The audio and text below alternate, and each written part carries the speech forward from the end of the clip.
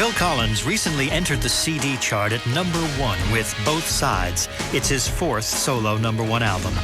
I visited Phil at the Farm Studio in Surrey and talked to him not only about all the tracks on the new album, but about how he constructs his songs through multi-track recording.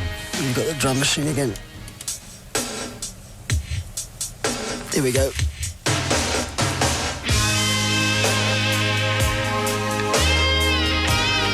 If you want to hear Eric on his own, that's what he sounds like. They'd probably kill me for this. Well, we could listen to it all day, couldn't we? I also talked to Phil about whom he admired in his early days as a drummer. Ringo was obviously an early hero, but there were some great fills that he did in things like Strawberry Fields Forever. Let me take you down, 'cause I'm going to Strawberry Fields. You know, things like that, which nobody really ever does. It's kind of an original approach, you know. We'll have more of Phil's influences later, but now, Both Sides. We always need to hear both sides of the story.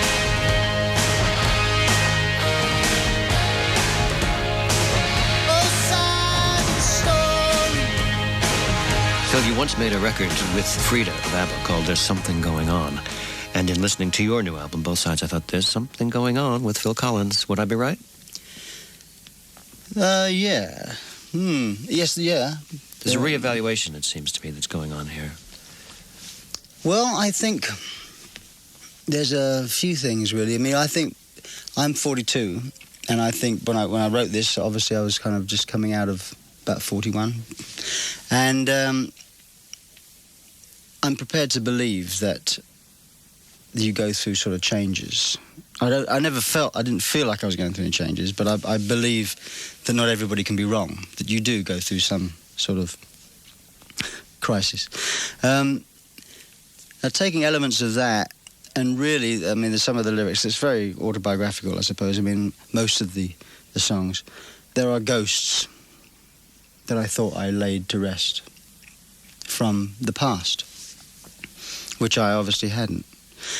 You know, that's the broad. And we will get into specifics as we go through the tracks. Well, we may. Or, well, we may or may not, depending on good taste. Right. But also, you seem to have realized what way of working you like the best. That's definite. In some respects, there's always been a sort of knee-jerk reaction, if you like, to sort of working with the band and then starting on your own. Of sort of, right, now who do I want to play on this? I can get anybody I want, well, in theory anyway. And, you know, let's get the guys in the studio and I'll, it's like, you know, take off your clothes and live, you know. But with this album, because of the content of the songs, that obviously over a period of time became more obvious to me, I really didn't want to have anybody else on it. I mean, I've made many visits to the States this year, and I have lots of friends in Los Angeles, and David Crosby, for example, being one of them, was very excited, you know, about the prospect of us working together again, as I was, or as I am. You know, we did Hero together, we did stuff on Paradise, and that's just the way it is from my last album. And he was saying, well, when are we going to sing together next? And I can't wait, you know. And I said, well, I don't know. And I think I may not want anybody else on this record, because if you ask one person, then you may as well ask, you know, anybody. So I was trying to keep the door closed as long as possible, because these songs was like so personal, and I kind of didn't really want someone's interpretation of what they thought I wanted. And I found myself pushing myself into different areas. I mean, the bass playing and the guitar playing and all that kind of thing.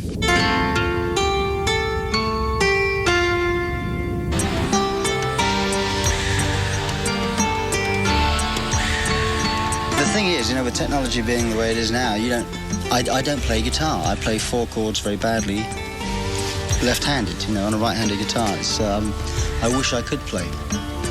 But with technology being the way it is, you can actually have real sounds and play it on a keyboard. And then the only trick then is you have to master is to make it sound like a guitar player, and therefore do the inversions that a guitar player would use. And because if you can't put your hand down as a pianist would with a guitar sound, it won't sound like a guitar. It'll just sound like a pianist playing the guitar chord. So you try and think like a guitar player, and you try and think like a bass player, which I had never done before. You know, I mean, I often sit here with guitar players in the studio and just say, you know, kind of up and down strokes. I know what I want, but I can't play it. But with the emulator, the keyboard, I was able to sort of get some real guitar sounds and come up with that, and that was a Night on Guitar sound.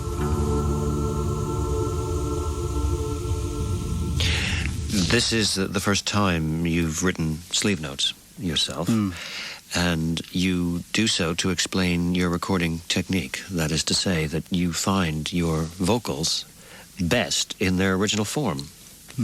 And do you sometimes find that strange, or do you understand why that is? Well, with Genesis, it's vocals by committee, which is good and bad. I mean, there's both sides of it. I mean, I actually, the lyrics that I write for Genesis, obviously, I probably haven't even sung. I mean, I sing at home when you're writing it, and you've got the track coming out of a speaker and you're singing along while you're writing the lyrics. But it's not often that you get a chance to actually hear what it sounds like recorded and then listen to it and say, that doesn't work, that verse. You know, this is not working, until you get into the studio. And then by the time you get to it, you know, you feel like you can't stop and start again and say, listen, guys, I need to rewrite this. You end up doing it. And then you've also got everybody in here. You're out there with headphones on, they're in here, and you get a different result. It's very hard, I find, to sort of bare your soul, if you like, with 3 or 4 people watching or listening. This isn't their fault. This is my fault for feeling this, probably. But I remember with Please Don't Ask, which was on Duke, which was a very personal song. It was from the Face Value era. And it was all literally about my kids and my ex-wife. And it was probably the most personal song I've ever written. And ironically, it should have ended up on Face Value, but the guys chose it to put on Duke because they liked the song. And I found myself singing this song in a studio in Fulham with the rest of the guys in the band and Dave Henschel, who was our sort of co-producer at the time. And I never really was able to sing it the way I should have sung it, because there were people that didn't have any vested interest in it at all, just judging it on tuning content, like, you know, at the end of the skating, you know, the 5/8 and the 5/8 and 5/9, all a surprisingly high vote there from the keyboard player. Things like that kind of attitude. Please don't ask me how I feel. I feel fine.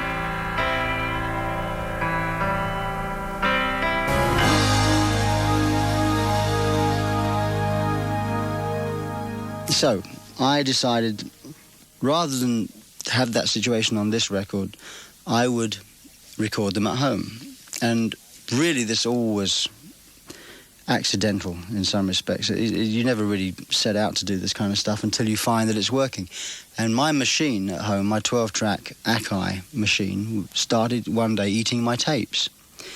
This was a bit alarming, as I didn't have any safety copies of these tapes. So I came in with my bag of tapes, and we just made copies of them all on the 48-track. And when I was listening to them, I thought, these all sound... I could have done them here. They all sound really clean, you know. And the vocals, I remember at this point, the vocals were probably not finished. I mean, the lyrics weren't entirely finished. So they were still guide vocals, but I was listening to them, and they were fine. I could have done them in the studio. You would never have known the difference.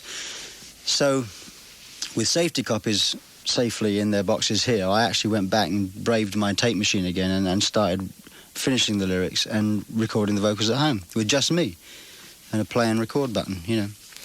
So I found I got much more of what I wanted to get out. And if I'm allowed to steal... You can do anything you want, Paul. Okay. I will steal a comment from Neil Young, who said of Another Day in Paradise that he thought it was a perfect record. I didn't know He that. loved the way that your voice and David Crosby's went together. But he said it was the kind of record that he would never make because he likes cinema verite and he tries to make audio verite, and he wouldn't have the patience to make a perfect record like that. But you're not trying to make a perfect record here, are you? No, you see, and I think that's jumping to obvious conclusions, you know. I come with a lot of baggage, you know, and some of that baggage is clinical, perfectionist, BMW CD. You know what I mean?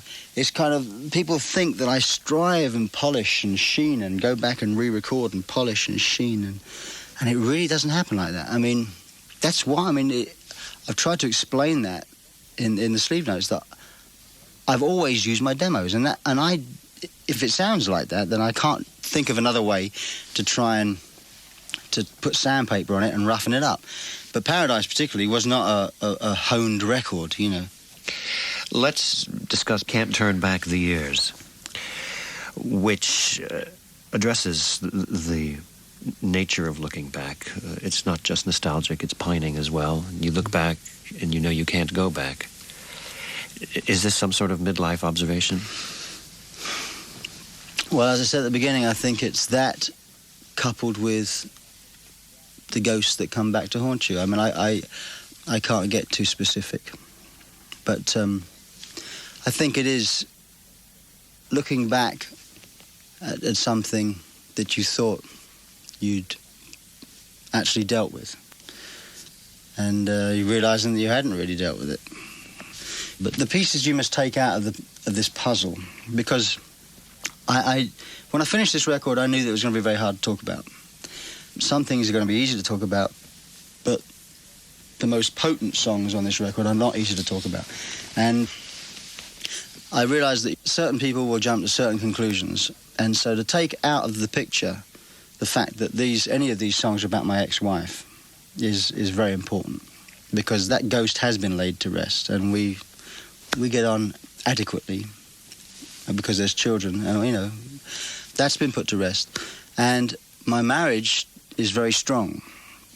So you have to take those two elements out of the picture and just add these spectres from the past, which I thought I'd dealt with and I thought were past, but they proved not to be. Do you think that the person or persons this is about will know? Yeah. Everybody will know that's concerned. Could have given you everything that you need, but I cannot turn back the years.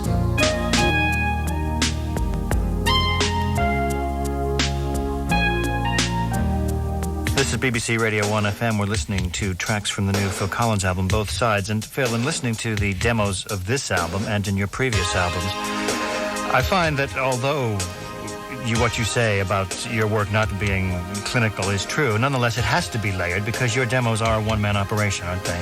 Yeah. The idea is, in the end, of course, that it sounds like a band was in there playing it. And if it doesn't sound like that, then you failed. And obviously, the bigger the band, then the trickier the operation. So it's something like some of the instrumental tracks, when you've got the horns blaring away, that has to sound like there's a band playing it at the same time. And sometimes sometimes you have to go back and redo stuff because there's a loose nut and bolt in there somewhere. We are at your studio called The Farm, and very astute listeners may hear the backing track in the background of one of your old hits, which we will use because people are familiar with I Wish It Would Rain Down. And they might be very surprised, because your albums are known for the lyrical content and the serious themes, that in fact the words don't come first. Well, no, in their entirety they don't. But usually a guide vocal will give me an indication, and I Wish It Would Rain Down, the chorus of the song, actually was there when I wrote the song. You know, when I actually opened my mouth and started singing in the demo stages, that lyric was there. So it gave me an indication as to where the song was going. Yeah. Now, obviously with you, you're at home with the drums, and is that the basis of your demos? Well, with this particular song, this was at that point when I wrote this was kind of the closest I'd come to what I thought was a blues.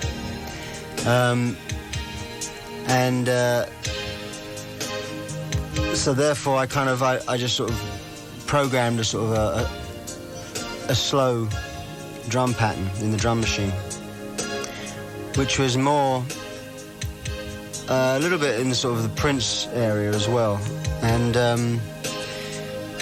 I found a couple of sounds that I liked on the emulator, which was one was kind of a Jan Hammer type sound. Is it possible to reduce the sound to the drum? Jan. That's the Jan Hammer sound with the drum machine. Mm-hmm. Miami Vice. Sort of Jan Hammer yes, sound. right. If we go back to the beginning. Right. Should we just explain to some people why, while we rewind this demo and the finished track of I Wish It Would Rain Down, a drummer like you needs or wants to resort to a drum machine at times? Why would this be? Well, it's a great writing tool. To me, it opened up the way I wrote, and the only alternative for me being a drummer was to actually hum the song in my head and play the drums first. And then that didn't seem to get me going much. I tried that a couple of times at home. So really, I've never felt threatened by them, and especially now when you can do so much with them.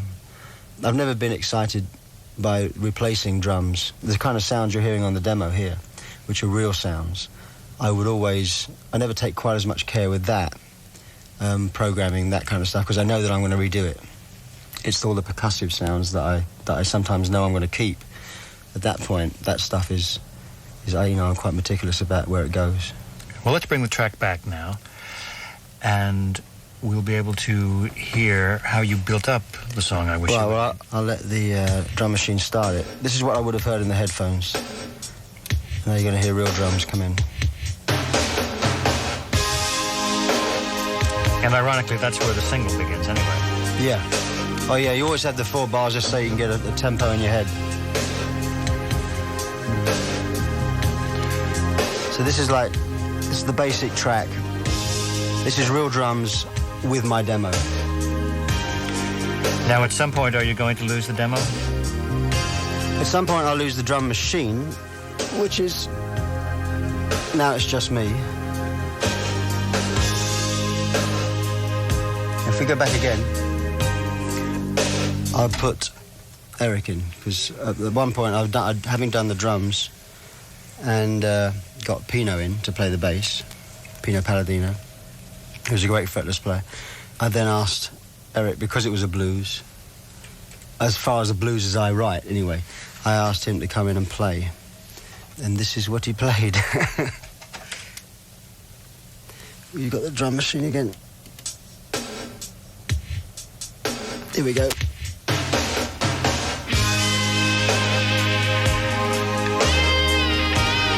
If you want to hear Eric on his own, that's what he sounds like. They'll probably kill me for this.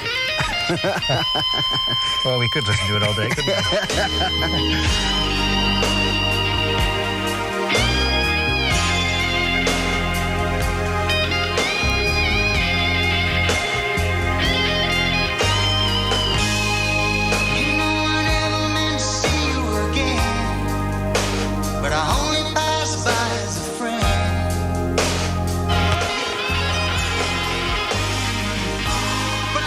And then the choir comes into this. Yeah, then I took it to America and decided to put a choir on, and I didn't know how many people I wanted. So I think it was, I don't remember how many, but I got, this is the choir.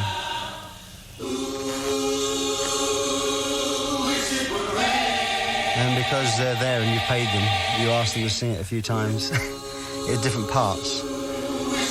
And so you add... Now this will surprise listeners, I think, who haven't really noticed the choir at all, yeah. So you shift the pitch of what they're singing. So that one we added just now.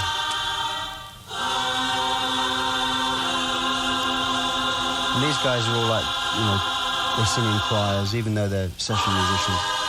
So you can tell them more vibrato, less vibrato. And you can...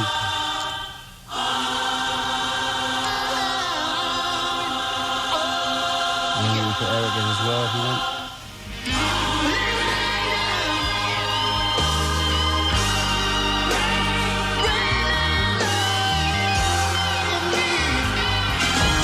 This is BBC Radio 1 FM.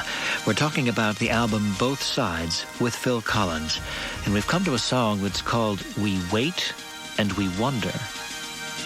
I feel like everybody. I mean, so I look at these things very simplistically. I mean, and this, I'm open to criticism on this, I know, because I don't have any answers. All I know is that I am moved when you get a bomb that's planted by someone, a faceless person, and it's in the shopping precinct or something, and you get a mother and 2 kids blown to pieces just because they happen to be passing. You know, I think that is a tragedy. If you're a soldier, you enlist into that. You know that is going to be part of your life, and you're on your guard all the time. It is still tragedy, but it is a different kind. And so I think I think it was probably the Warrington and Inniskillen bombs that kind of makes you think, made me think of this anyway.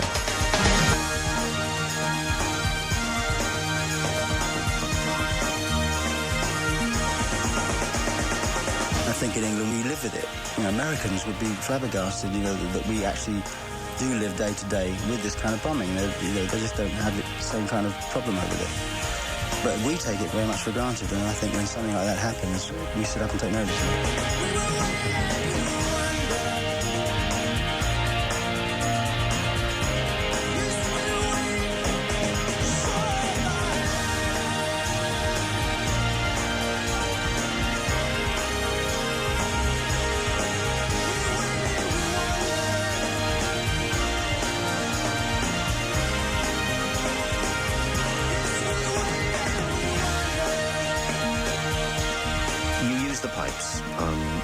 The verse of both sides of the story, and we wait, we wonder. And this is very clever, it seems to me, because it says to outsiders, that is people who live outside of Britain, this is about Britain, because that's a sound they can recognize as being British. Yeah, I find it probably the most evocative sound, bagpipes. And I actually did an interview with a Scottish lady, and she said, do you play the pipes? So I said, no, that's that's synthesized pipes. But do you know something? I said, I'm going to learn. I think it's actually one of those instruments that I would love to play. I never thought about even attempting to go out and buy a set. And I know it's going to be a tricky thing because they can't be easy to play. But I find it a very evocative sound. And Peter's used them a couple of times. Biko had pipes on it. It's just a stirring sound.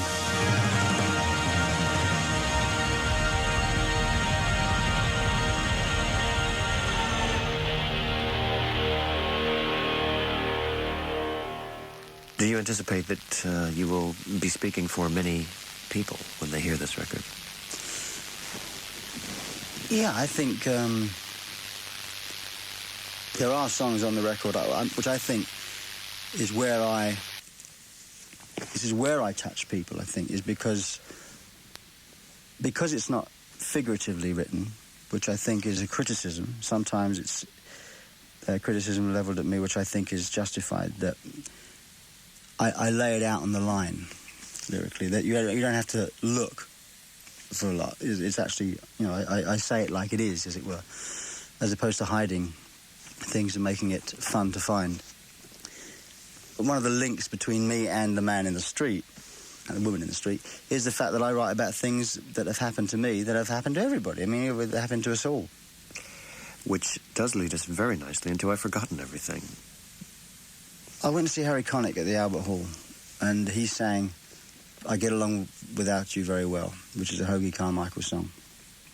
And I'd heard it before, but the way he performed it was just him on a piano, and you could have heard a pin drop.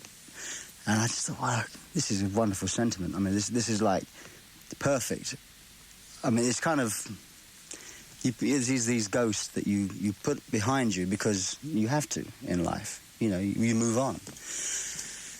And it's like if you have a dream, sometimes you dream and it's about something or someone that was years and years ago, and you wake up feeling like it all happened yesterday, and it takes you a couple of days to shake it off, And it's that kind of feeling, really, of you meeting someone in the street, say, and of course, yes, everything's great. No, I don't. No, never give you a second thought. Where in fact you're actually saying, God, you know, never a moment goes by when I don't think about it. It's that kind of idea, really. I've forgotten everything about you. This is BBC Radio 1 FM. We're listening to tracks from the new Phil Collins album, Both Sides. And Phil, we've now moved into what appears to be your very own drum chamber in the recording studio. Yes, it was designed. It's all reflective surfaces. It's all stone and glass, which is an acoustic engineer's nightmare, really. But it's really the half of the sound of the drums that I use anyway. I get very bored with the very dry, you know, LA sound, as it were. It became known as the LA sound. All the drums had towels on and took all the natural ring, took it away from the drums. And now, with this room, you can put curtains up and put drapes up and get it dead if you want it, but most of the time I have them bare like this. And it gives you an effect on the records that you think is typical of your sound? Yeah, I mean, to be quite honest, I use that sound a lot less nowadays, as other people have used it more. We first came across it with the third Peter Gabriel album. So I was playing drums with him on that Intruder and No Self-Control and songs like that. And I discovered that using the ambience of the room to create the part. And yes, I'll do that. So that was this.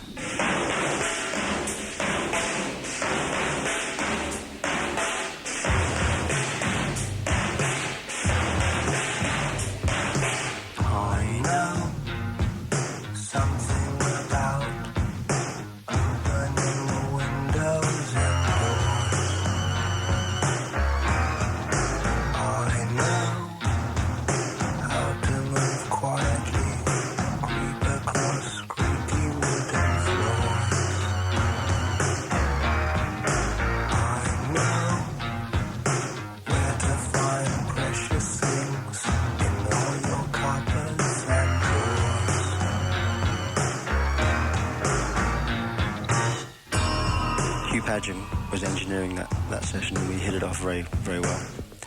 And at the same time as that, I was doing Face Value, and we took the same kind of sound and used it on In the Air Tonight, which is really just, you know, I mean, some drummers come up to me and said, you know, what did you do to get that sound? And really, all you do is sit in a room like this and play very loud.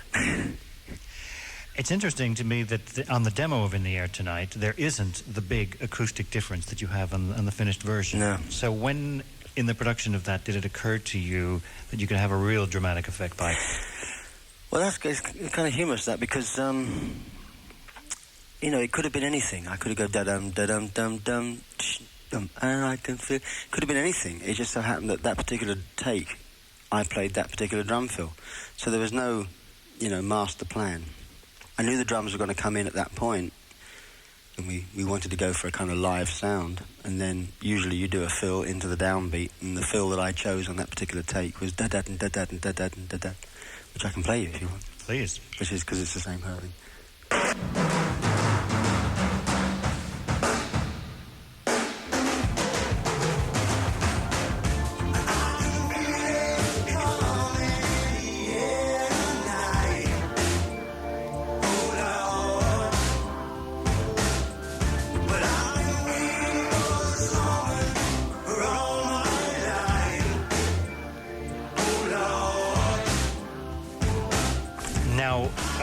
When you sit down at the drums, do you fiddle in the way that some people might scat sing, for example? Do you play little fills? What do you do to sort of warm up? Yeah, usually I have a sort of selection of things that I do to find out if the bass drum pedal's working, the right tension. I'll do a few things like this.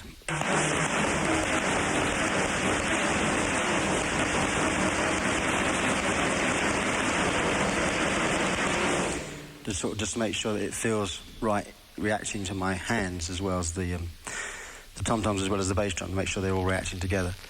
And then there's a riff that Chester used to do with Frank Zappa, which is one of the reasons why we got him to play in Genesis in the first place, which was this, which actually tells me whether the tom-toms are in the right positions or not, and that's this.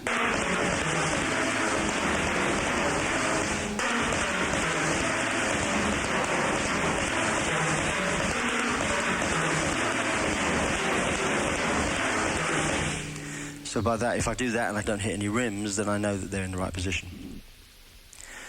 But there's little things like that, yeah. They're like a saxophonist scales or a guitarist that will come on and warm up and play scales for 5 minutes. When you first began playing as a child, did you have any particular drum heroes in the way that people have favorite singers?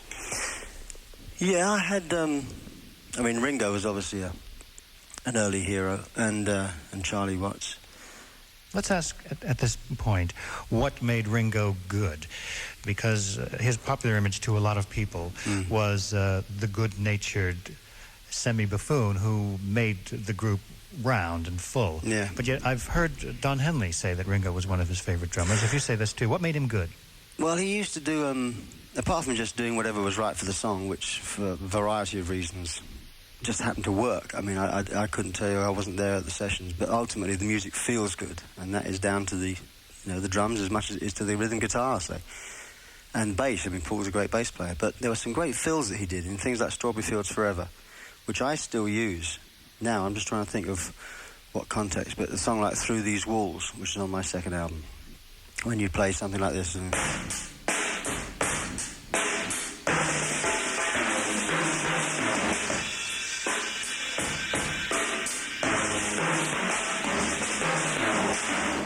things like that. I mean, he actually had what we call drag.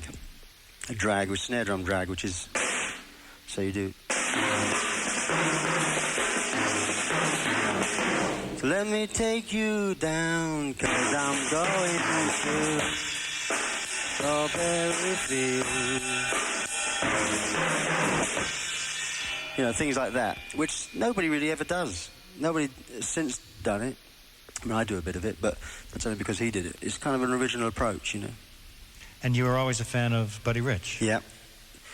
Well, I always liked big bands. It's one of the reasons why I use horns on my records. But in the early days, some of his first comeback big band album, which was called Swingin' New Big Band in '67, he did a medley of West Side Story tunes. He used to do this thing at the beginning of the song, which is...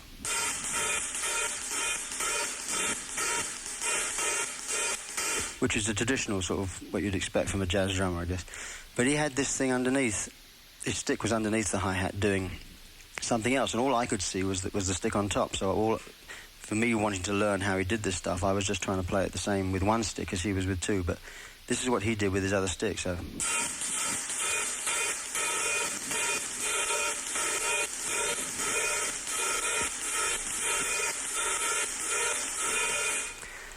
And so for years I tried to do with one hand what he was doing with two, but later when I saw him live, I suddenly saw this stick underneath the hi-hat, putting all these extra beats in. That was a kind of a shock for me, to find out that even he had to use two hands doing something like that.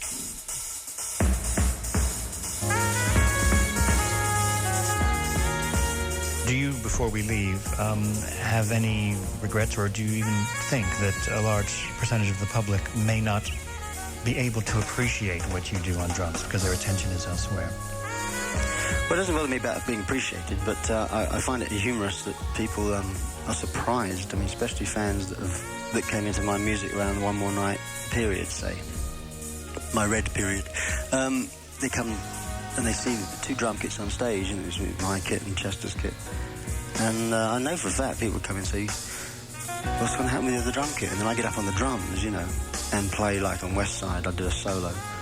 And they're surprised that I play the drums, almost as if it's an afterthought, you know. They don't really know, they haven't bothered to go back into the history and sort of find out that I was a drummer first. That I find humorous, but it doesn't bother me whether I'm appreciated or not. I mean, as long as they like the music, I guess it doesn't matter why.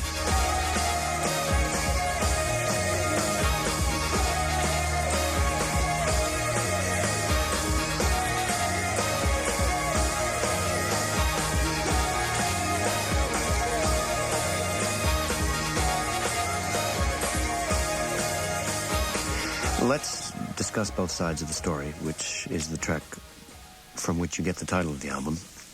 This is actually not really representative of the sound of the album, is it? No. When I wrote the song originally, it was a little bit more ambiguous, both sides of the story, and I remember, again, I was playing it to Tony Smith, who's You know, I think I usually put my stuff out to Jill, my wife, and Tony, just to play it to get a feedback. Because, I mean, Tony's kind of got a certain kind of savvy, and Jill has a sort of, she either likes it or she doesn't kind of savvy. And so it's interesting to get feedback. And when I played it to Tony, he said, "You're not going to make this like a his and her, both sides of the story, are you?" And I hadn't really thought about it, but I kind of said, no, I'm not, no. And that made me think about how else I could do it. So I took the lyrics that I'd improvised, which sort of end up in different parts of the song, as you know, in the end version. But I think that it's basically each verse is a little film to me. And it's just showing people how, although we automatically think we're right, if we saw things from the other perspective, there is a reason for all actions. There are 4 of these little films, but none of them are one that was on the original demo about husbands and wives. Yeah. Perhaps that's because of Tony Smith's comment. Yeah, I actually did have an alternative 4th verse, which is instead of the gun verse, which is actually a scene from Grand Canyon. I don't know if you've seen Grand Canyon, but that is almost like a lift musically from that. David Crosby wrote some words, and we've been, since Hero, in fact, Hero was a result of this kind of collaboration. He faxes me words, and I sit down and write some music, you know. So he's constantly sending me lyrics that he doesn't have music for. And one of these sets of lyrics, that verse is in the demo. By the time you heard this, I will be gone. With her song, my heart, I will move on. You and I, we were like husbands and wives. Between us, this one heart will have to lie. You know, we'll see both sides of the story. Both sides of the story. The Grand Canyon verse kind of was far stronger to me because it's what's going on all over the world. It's what's going on in America, that's for sure. And you've got people like Dr. Dre putting out an album which is basically advocating that all the black kids go out and get guns, you know. I mean, that is exactly what I'm against, you know. But I'm trying to put it into a verse where people understand that the only reason they have a gun is because they're fed up with being pushed around and not being listened to and not getting respect, you know. So there's an understanding there, but not condoning it. Well, this is really the hair-raising on the back of the neck moment in the song, isn't it? Yeah. You should tell Kevin Kline the story. I will. When I saw the film, I'd been there. You know, that awkward moment when you take the shortcut. That I once had a very bad accident coming home from a gig in '74 with my wife, my then wife, and our daughter, who was like 4 years old. She was asleep on the back seat, and I'd taken the wrong turning. I should have been on the M1 coming home, and I'd missed the turning, and I was going to join the motorway farther up because I'd taken the wrong turn. And I was stuck at some lights. This was about midnight, and there was no other cars around, and so I saw these headlights in my rear mirror that were just getting closer and closer and had no signs of slowing down at all. And this car went straight into the back of me, and there's 2 drunk drivers. Well, a drunk driver and passenger. But, I mean, it was just one of those things I thought, if I'd taken the other road, this would never have happened, you know. Wrote the car off and everything. And it's that kind of situation where you just take that. I could see it. When I saw the film, it was a very strong moment. And another verse in this story is about, seemingly, the former Yugoslavia. Would I be correct in making that assumption? Well, it's specifically Northern Ireland, actually. But actually, it works. It is relevant to former Yugoslavia. And it's also, I think, in a way, it's the miners' strike as well, because it's the line that's drawn in the sand. I remember reading a classic case where there's a family that the father was not talking to the son, or the son wasn't talking to the father, in the same house. One believed they should go back to work, and one believed they shouldn't. And that strike seemed to divide, you know, neighbours and streets in the same way that, you know, I guess Catholic and Protestant have always, you know, they now live apart. You know, there's areas. But is anything when that situation sort of arises? I mean, the pipes, come in on that verse, the bagpipes, which I put in to highlight the Irish situation. Here we are all gathered in what seems to be the center of the storm. Neighbors once friendly now stand inside of the line that has been drawn. They've been fighting here for years, but now there's killing on the streets. While small coffins are lined up sadly, now united in defeat. All we always need to hear both sides of the story. Both sides of the story. Next week at this time, I'll be talking to Phil about more tracks from both sides. Both sides of the story. There's the role of the drum machine, more about multi-tracking, and his Bruce Hornsby impersonation. I'm Paul Gambaccini. Our program was produced by Kevin Howlett.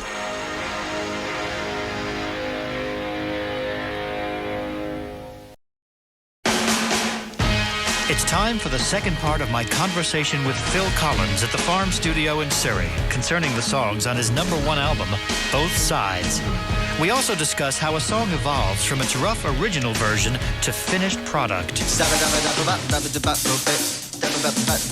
this is me singing and playing at the same time. I didn't overdub the vocal. This is actually happening all at one time. Bit of New Orleans type feel.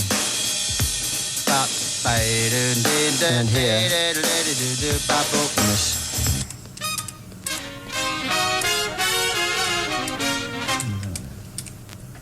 Also this hour, Phil demonstrates his use of the drum machine. So you got a thing where, if you're playing this, for example,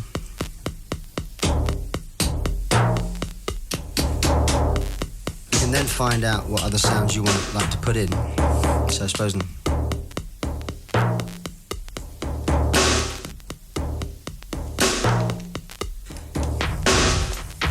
increase the tempo maybe. But if you got something like this, this was the drum machine pattern too. That's just the way it is. To me, this has an atmosphere, especially when you put on effects.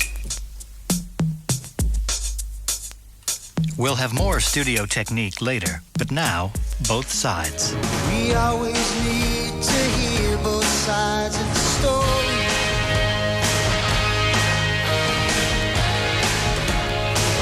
Both sides of the story. We move on to the third track on the album, which at the moment is planned to be the second single, called Every Day. Did you know this was planned to be the second single? Yes, I did. Did you choose it to be the second single? Well, a lot of people chose it for the first single, but I just didn't. I didn't want to come back after 4 years of. I mean, I know people say he's never gone away. What do you mean come back after 4 years? I mean, how can I miss you if you won't go away? You know. I mean, to me, this is my next record after. But seriously, I'm not counting the Genesis record because that's the three of us. You know, and I'm not holding the reins with Genesis, in spite of what some old-time fans would think.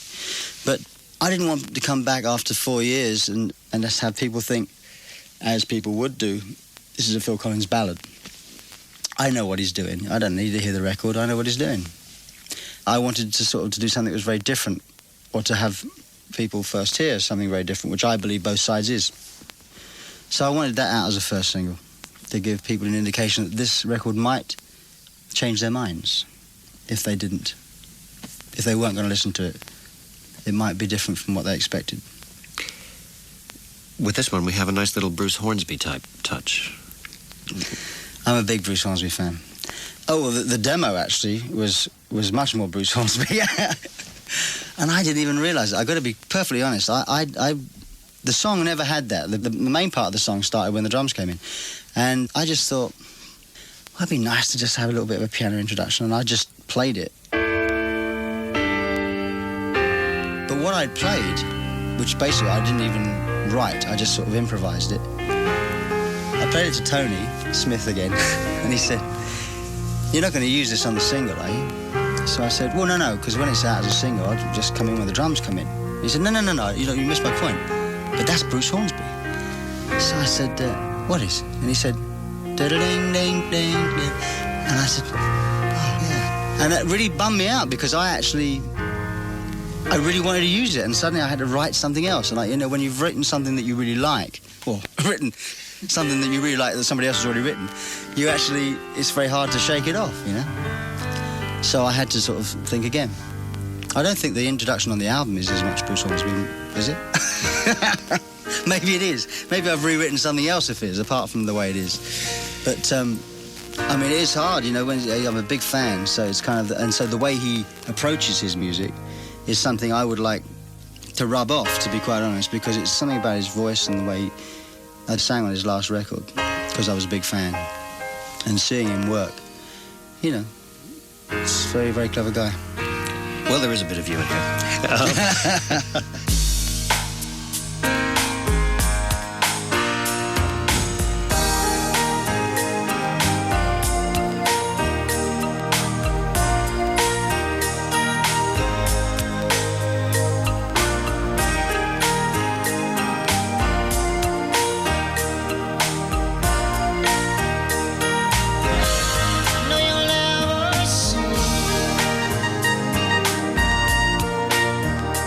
Every day, once again, we have a lyric that presents a paradox, in a sense. It's getting harder and harder, but, he realizes that he really does feel. And it's just a dilemma which seems almost unresolvable. Yeah. Which just goes to show that no matter how much you have, you can't have everything. Absolutely. Absolutely. Very few people, when they reach middle age, make records about being middle-aged. And I think it's time to fill that gap in the market. Let's discuss We're Sons of Our Fathers. It was originally called Dixie in your demo. Was that because of the rollicking band sound? Yeah, it's kind of... Dixie Brushes, it was... Brushes because... the working title is always a way for you to remember the thing, and it implies a mood, and this is definitely the band type flavour. And lyrically, we started off this conversation by talking about how personal these songs were, and they are all personal. Some of them are personal beliefs, and some of them are personal relationships. But this song was born... Clive James did a series, Fame in the 20th Century, which I thought was a great series. And around at the same time as that, there was a lot of press about how young offenders were getting, because of that little boy Jamie had been abducted by the two 10-year-olds. And then there was The Rat, the Artful Dodger. All these kids were coming out of were getting a lot of publicity about, 13 years old and he's wanted for 200 crimes and stuff like that. And I kind of started thinking, where are we going wrong here? Parents, I don't think, are guiding their children in the way that they should be, or they used to, unless I'm mistaken. And this is the way it seems to me, in retrospect, that I used to get a bit of guidance. You didn't have this problem. Anyway, Fame in the 20th Century, 1910, 20, 30, 40, all very important politicians, great minds. Then you get to the 60s and the Beatles and Kennedy, and it was an exciting period, a lot of changes going on. In the 70s, fame became something else. Fame became Kojak, and the small screen and the big screen. And it seemed to me that maybe at that point, in the same way as a film like Avalon, which charts a family's almost deterioration with the coming of the television in the living room. It's a cliche to say conversation stopper, but life changes, and then you've got two televisions. You've got the kids watching one TV upstairs, and you've got the adults and mum and dad watching them downstairs. And so there's no communication there either. And then, of course, the kids say, I'm off out now, and they go out, and the parents don't necessarily know where the kids are going. I just think it's something that's accelerated to the point where you end up with kids out there on the street growing up without having had that much guidance. Family contact. And I think in the end, I'd like some parents, some people my age, just to be sitting listening to it and saying, he's not talking about us, is he? Do you think maybe he is talking about us? When did you last have dinner with your son and daughter? That kind of thing. What makes these people so different now? What makes these times so strange? When I wanna go back, please tell me how. 'Cause our sons and daughters seem to be beyond our control.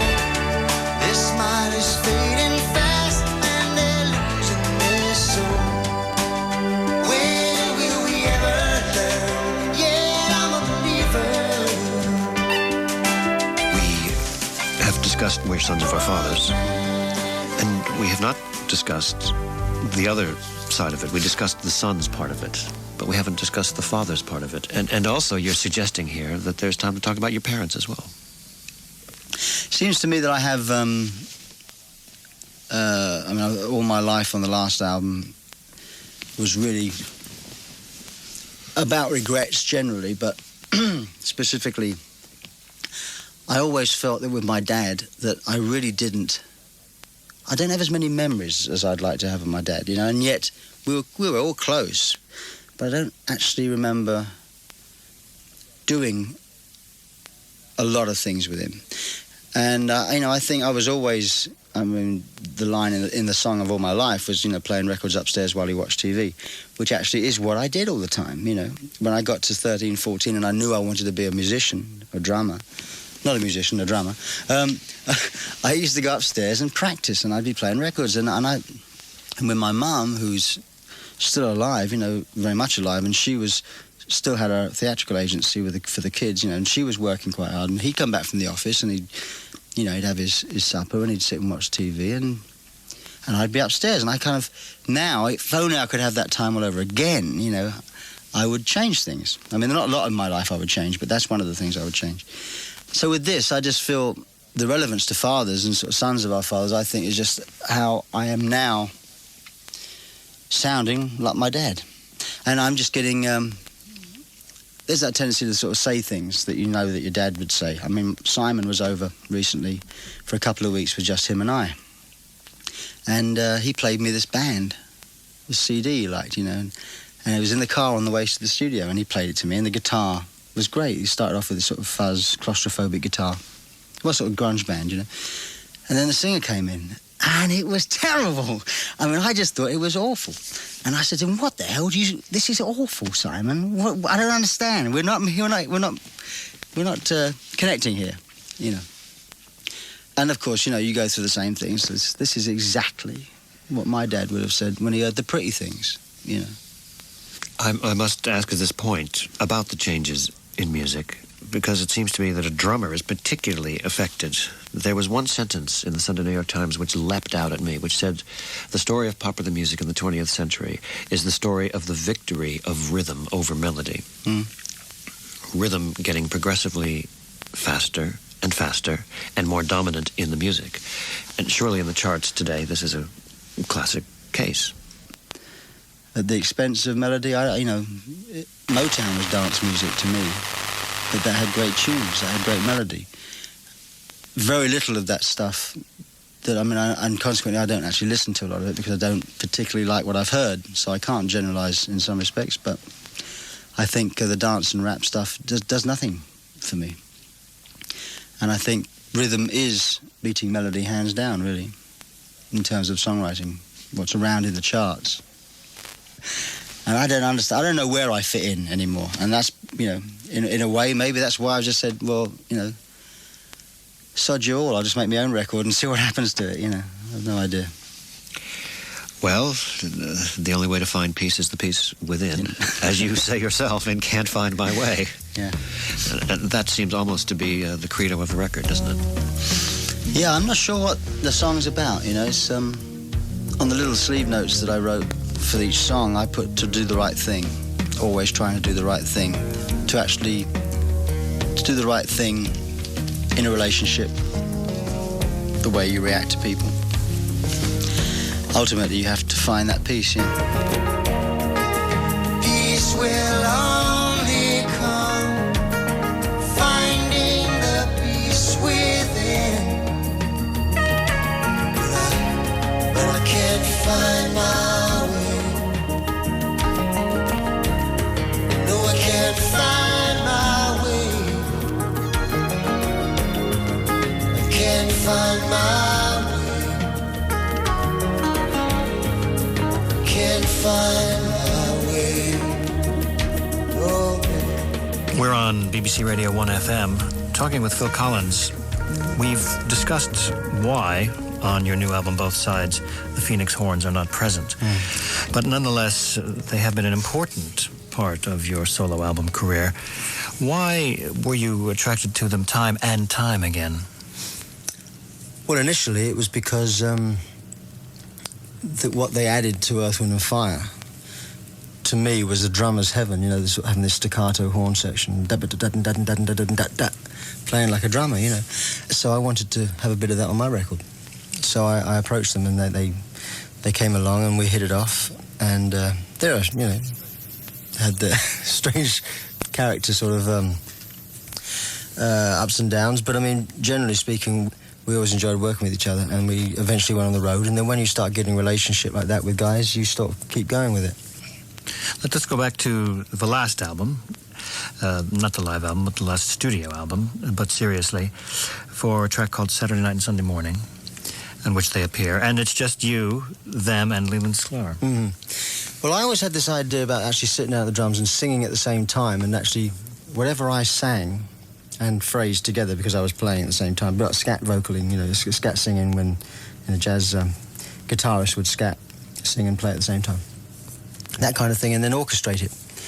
And I thought, well, this is my record, I'll have a go at it. And I'd thought about it for a couple of years, but so what I did was I played the drums with a headset mic and sang at the same time, and just basically improvised, and I got a couple of rhythmic patterns going. Then I sent the tape away to Thomas Washington, who was Tom Tom 84 and then became Tom Tom 99, who I thought was a computer, because I used to appear as credit on the Earth, Wind and Fire albums as horns orchestrated by Tom Tom 84, and I thought, because they were also da-da-da-da-da-da-da, I thought it was like a computer. But in fact, it was a person. And we got to know each other very well, and he thought this was an interesting idea of taking my vocal phrasing and literally writing a horn part to it. So this is what we did initially. This is just me in the studio. I put a guide count in there. So here we go. It's a tense moment here. 1, 2, 1, 2. So this is me singing and playing at the same time. I didn't overdub the vocal. This is actually happening all at one time. You don't seem very restrained by other people being in the studio for this one. No. Although at the same time, I can remember feeling that, you know, this is a strange idea. I could have egg on my face. I wonder if I'm looking stupid doing this, all that kind of thing. Yeah. But New Orleans type feel. And here. And then Tom Tom took it away. So if we go back to the beginning of the track, I'll then play you he orchestrated the thing. On a 48 track? Yeah, this album we actually did with Hugh wanted to record the drums analog, so we've got syncing up problems.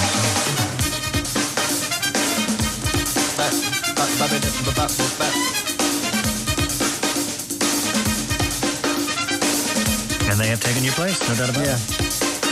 And then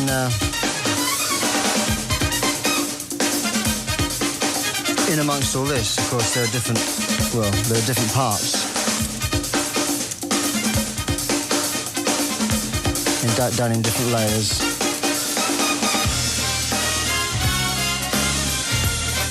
Add some tambourine. That's if you were still to be on the record. Yeah. But I was fired to. But there's lots of harmonies going on with them in this.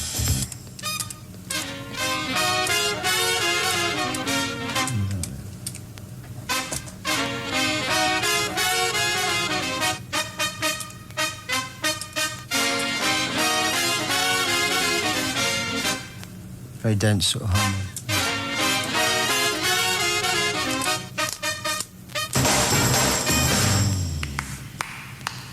I just thought I'd add myself at the end.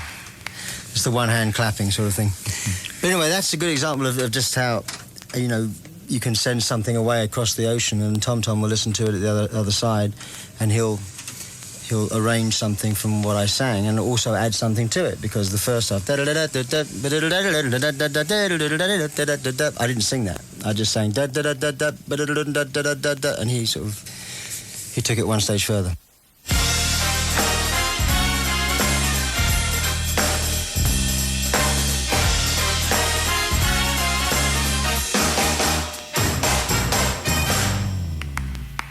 We're talking to Phil Collins about his new album, Both Sides, and we've come to a song, There's a Place for Us, which on the demo is called Stevie's tune. Stevie's Blues, yeah. Stevie's Blues.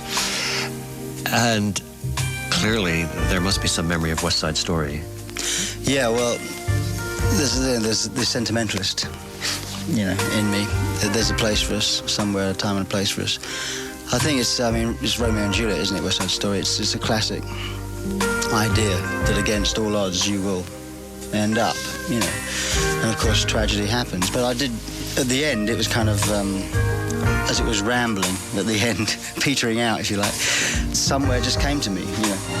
We can find it. We can find it. We can find it. We can find it. Somewhere there's a place for us. Somewhere, time and a place for us. Somewhere.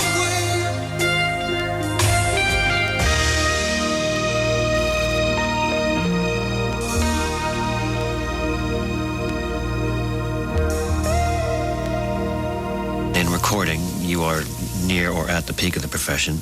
In films, you are one of, if I can say this, the second division, or so considered. Oh, yeah. I recall that Oscar night. Isthmian League, really. I recall when they wouldn't let you perform against all odds at the Oscars, Oh, yeah. for example, even though it was number one. I think maybe that's one of the reasons why I'm pursuing acting. Maybe it's a reason. I mean, I'm always, you know, digging to find out why I do things, but obviously one reason is the fact that I think I'm reasonably good at it, or I could be reasonably good at it, and I would like to do that because I've had the experiences that I've had doing it with Buster, with Frauds, with the band Played On and things like that. I've actually had a great time doing it, and I've really enjoyed it, and I found it very challenging. But I think, as well as the pure enjoyment of it, I think maybe it is the fact that I'm not running out of things to do in music, because I don't think you ever do. The higher up you get, the farther you go, the more you find there is to do. But I am starting at the ground level with films, and I think that maybe that subconsciously is a challenge in my life. Something else to try and have a go at, you know, just to see if I can do it. Another tripwire, you know, just to see if I can pull it off. We should explain two film projects we have mentioned rather blithely. One is In the Band Played On, which is not screened here yet. No. That came out about a month ago, I guess, in the States. It's been shown 2 or 3 times on cable. I mean, it is a cable film, but here and in Europe it'll get a theatrical release, which is based on Randy Schultz's book of the same name about the discovery of the AIDS virus and how everybody just sat on it, you know, just didn't do anything about it. Well, not everybody, but the people that should have been doing something didn't. My agent in America said, we should read this because I think they're going to make a film of this. And you should just read the script. I won't say any more. And I read it, and it was gripping. There was things in there, like a little JFK, you know, like this intrigue and cover-up that I just didn't believe would have happened. And so I finished reading it, and I said, can I meet the director? Which was Roger Spottiswoode, who did Under Fire, and I think he was editor for Sam Peckinpah in the old days, and he sort of directed a few films, and he's an English guy. I met him for lunch and I said, I'd like to be in this film. I know that they were trying to find people that would be in it because everybody was waiting for everybody else to commit because of the subject matter. And he decided to give me the part of Eddie Papasano, who is a Greek bathhouse owner in San Francisco, who basically represents all the bathhouse owners there where the AIDS virus basically was kind of multiplying and multiplying. I mean, it was like male brothels, really. And I was obviously, I mean, the whole community didn't want to close these bathhouses down. They stood for something, and for him, there wasn't enough evidence that it was coming from there. In the same way that the blood banks wouldn't close because there wasn't enough evidence that the blood was circulating, contaminated blood was circulating from there. So all these people were sort of saying, no, don't close me, don't close me, don't close me. And the Reagan administration was saying, it'll just go away, it'll just go away. Meanwhile, the ripples get bigger and bigger and bigger. So it's an important story, and I think the reaction to it in the States has been quite amazing. I mean, I know people that have, a couple of kids, for example, that watched it because I was in it, and they learnt a lot. Just because they only watched it because I was in it, you know, because they liked the music and they thought they'd find out what I was doing in acting, you know, what I was up to. So it's hitting people that maybe wouldn't otherwise turn it on. Well, let's move on to the next song, Survivors. Survivors is really, that's just saying sorry. That's just saying, you know, I screwed up here, I'm sorry. And I haven't meant to break your heart, please forgive me. What can I say? You know? No one ever meant to cause you pain. No one ever meant to hurt you. All I wanna do now is to try my best. Survivors in the night. We are survivors in the night.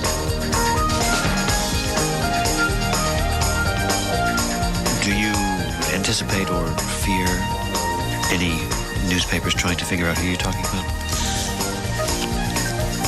Yeah. Yeah, so I'm a silly boy, really. I mean, I do this kind of stuff, and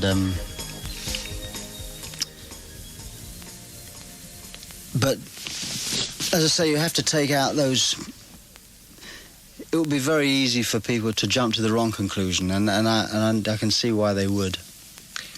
But I'm trying to avoid it at all costs, you know. Now, I must say that the last two albums you've made as yourself and as Genesis, we've had live albums shortly thereafter. Was this massive coincidence time, or can we expect another reinterpretation of this material? No. I mean, I didn't want to put the album out before Christmas, to be honest, because looking back, we've had albums out every Christmas for the last 4 years, I think. I mean, there's been But Seriously, then the next Christmas was Serious Hits. Then the next Christmas we had We Can't Dance, and then last Christmas we had The Way We Walk. And I said, listen, I don't want to put it out before Christmas because it's just like, the way it's viewed is kind of suspect, you know. Let's wait till after Christmas. But because I finished it so quickly, because again, because I did it on my own and it kind of made itself, and I didn't want to have it sitting around desperately waiting to be remixed. You know, as soon as you live with something for too long, you kind of want to change things. So we thought we'd get it out, but there won't be a live album. I won't do a live album. I wouldn't think for till there's another couple of albums worth of songs to do. Well, you said you finished early. Does this mean you get to play, or does this mean that some of the job comes into the gap? Some of the job comes into the gap. I knew this would happen as well. I said to myself, if the album comes out for Christmas, as opposed to working after Christmas doing it before the tour, as opposed to January, February, March, doing all the stuff around the world that you have to do, I'll now be doing it November, December, January, February, March, But I'm going to try and keep January off for a bit of family quality time, as they call it, quality time. I'd like to think of a holiday, but before the tour, because the tour starts in April and basically goes for a year. I mean, I don't want to do long tours anymore, but I'm doing a year tour. There's a 6-week break somewhere in October, but basically we're going around Europe and around America, and then playing an English tour. Tour, not dates. I mean, do a proper tour, I hope. And then after Christmas, do Africa and South America and Asia, which has sort of opened up. Asia's got there's lots of countries to play there now. So yeah, I'm basically, it's all. I just can't say no. That's the trouble. With Please Come Out, subtle change from the demo, which was Let's Come Out, or Let's Go Out. Let's Go Out Tonight. Let's Go Out Tonight. But this changes it to that humble mode in which you've made most of this album. I mean, can you see what I'm saying? Yeah, I do see what you're saying. I mean, the reason I changed it was because I realised that I actually never sang Let's Go Out Tonight. I called it, it's always been called Let's Go Out Tonight, but then I always ask, please come out tonight. I think in the same way that Survivors is, I messed up here, so sort of, please forgive me. This is a similar sentiment for me. I mean, it's like, listen, let's forget about it. Forget about everything. Let's just go out and carry on, It's that kind of feeling, really. And it's, yeah, that's what it's about. And with one of the best rationales for romance I've ever heard, we don't need a reason. Yeah, that's right. Please come out tonight. I need you here. Please come out tonight. The drum machine must fall into that category of often heard of but rarely seen appliance. Could you describe it to a listener? Well, it's a box. Let me see. 2 foot by 18 inches. About 5 inches deep. And grey in appearance. Like me. Not much charisma to this machine. Not much charisma, no. But it's this particular machine, which I've been using now for quite a few years, is actually a sampling drum machine, which means that you can actually sample your own sounds in it. I could go and sample that into it, and I have actually on occasion done that. And you can fool around with it. So you are in this box. I'm in this box. Actually, there's bits of me in the box. So this particular box doesn't have my sounds in it, I don't think.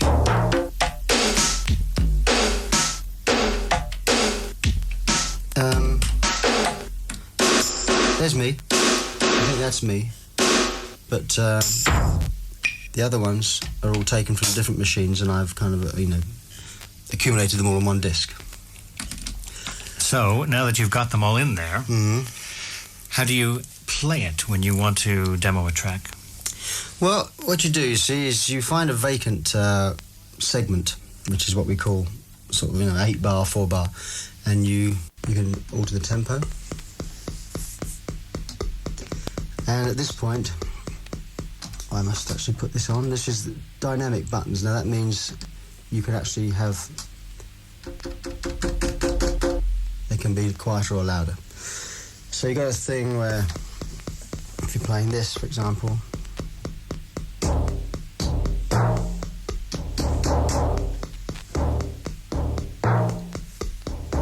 That was playback. It's creativity in action here. You can then find out what other sounds you want like to put in. So I suppose...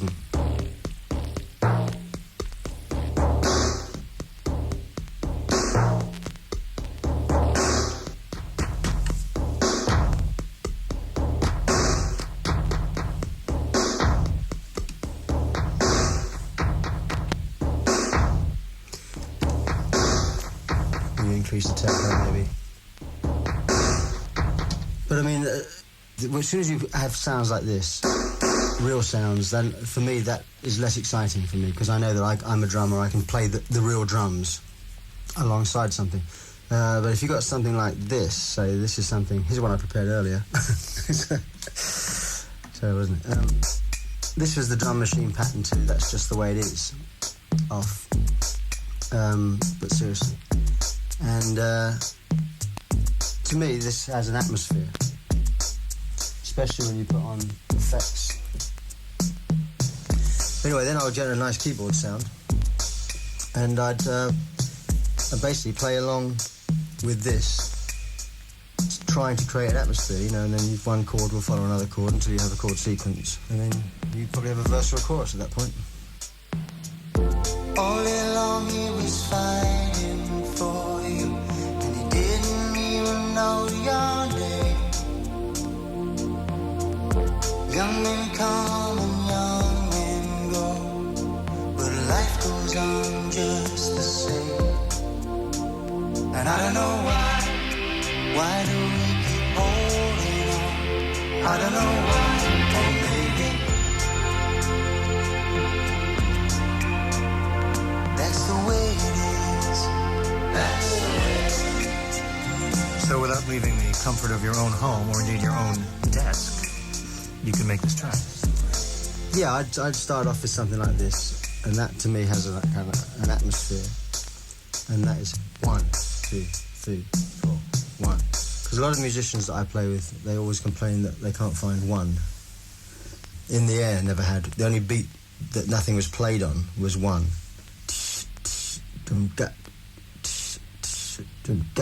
1. And so I have to sort of usually count everybody in. That is the one. But the machines are kind of, they can do anything you want them to do. They can be friendly, they can be irritating. Depends on how you want to use it. I don't let technology get the better of me because I know nothing about it. I always have to have the manuals explained to me. I don't know what I'd do without it. Famous quote, does it apply? This is my baby. It's, I would actually be lost without it, I think. Because there's no other way I can write. I don't write a song like Marvin Hamlish would write a song, he sits down at the piano and writes it and sings it and then says, well, when we get the 20-piece orchestra on it, it'll be great. And then leaves it and then goes and writes another one. I need to convince myself that it's working all the time, so I make the demos. And I don't have facilities at home. It's a room not much bigger than this. I don't have the facilities to record real drums. So fortunately, this baby, and also the effects mean that you can actually create something of vast size. If I can... Let me just write one here.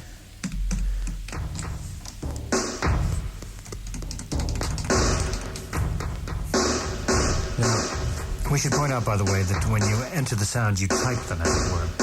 You push buttons. Yeah, I mean, each of these buttons are a different sound.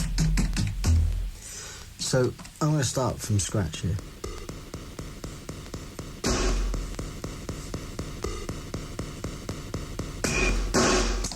Sorry? Didn't like that one. Didn't like that one, no. But, did it again. You've got to remember what pad is the right sound. Otherwise you're... You see? Will you go away? No? Will you go away? Yes, thank you. Here we go. So you get out.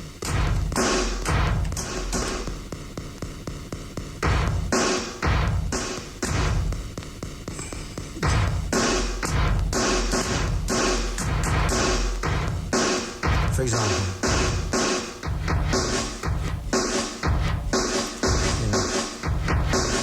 So in short, rather than be dehumanizing, as some might accuse, you actually think that this helps to make your work more human.